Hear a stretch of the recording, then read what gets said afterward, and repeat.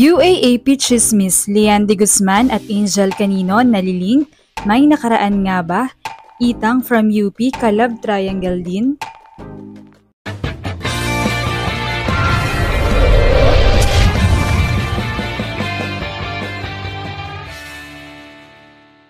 What's up, Volleyball Nation? Welcome back to my YouTube channel. Narito ako para magbigay sa inyo ng updates tungkol sa mundo ng volleyball. Pero bago yan, don't forget to subscribe and hit the notification bell para updated ka sa aking mga videos.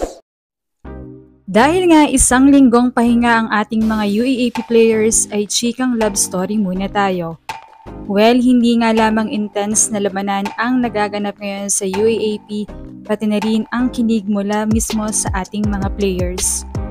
Kamakailan nga lamang ay nagharap ang dating UAAP rivals, Ateneo Blue Eagles at De La Salle Lady Spikers. Sa halip na laro ang pag-usapan ng mga fans matapos ituloy-tuloy ng La Salle ang kanilang winning streak kontra Ateneo from the past seasons, ay sina team captains Lian de Guzman at Angel Canino ang napagbalingan. Naungkat kasi ang mga dati nilang larawan kung saan tila talagang close na close pa sila. Isang Twitter post mula kay Angel ang muling naungkat at niretweet pa ng mga ex-users, kaya naman lalo pa itong kumakalat sa mga social media, lalo na sa ex na dating Twitter at maging sa TikTok. Ayon dito, "Happy birthday to my buddy. Thank you for being such a good ate to me. I miss you so much. Good luck sa volleyball career mo. Laban tayo ulit. I love you ate. Have a great day." Nareplyan naman ito ni De Guzman ng "Thank you buddy. Syempre mabait ako no, kasi palagi mo akong inaaway nung palaro. Just kidding. See you soon, season 82. I love you too."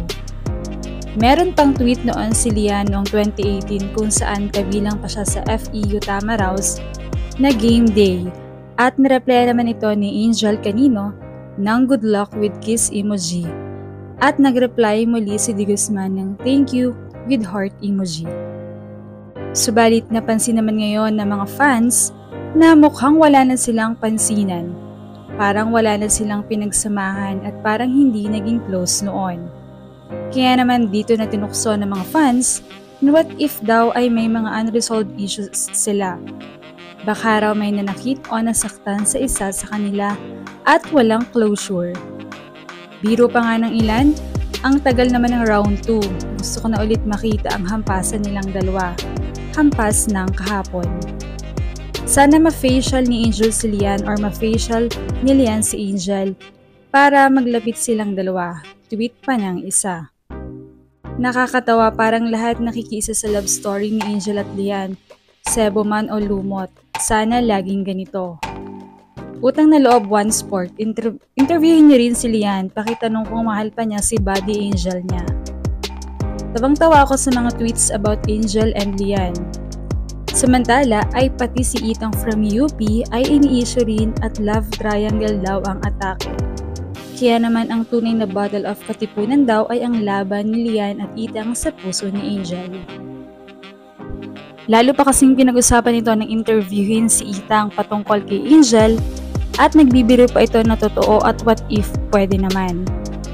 Well, this is unfamiliar news from Volleyball Nation, pero pampagood vibes rin since papasok na ang round 2 ay painit pa rin lalo ang labanan dito. Kaya naman, anong masasabi niyo rito? Leave a comment below.